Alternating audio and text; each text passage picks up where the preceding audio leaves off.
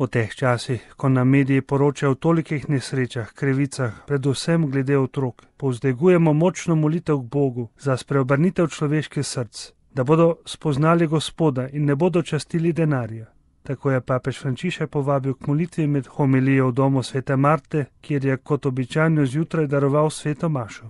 Prilika iz današnjega Lukovega evangelija o bogatem človeku, katerega denar je njegov Bog, nam da misliti, kako jalovo je zanašati se na zemeljske dobrine in da je resnični zaklad odnos z Gospodom.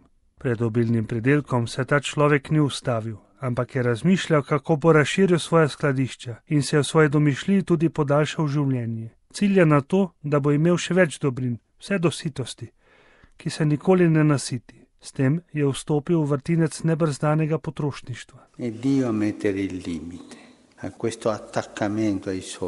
Bog pa je postavil konec tej navezanosti na denar, ko človek postane suženj denarja. In to ni pripoved, ki si jo je Jezus izmislil, to je resničnost. Tudi današnja resničnost. Toliko ljudi živi zato, da časti denar in si napravlja iz denarja lastnega Boga.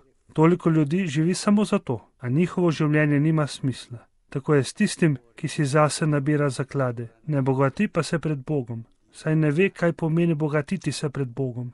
Močna naj bo naša molitev. Gospod, prosim te, dotakni se src oseb, ki častijo Boga denar.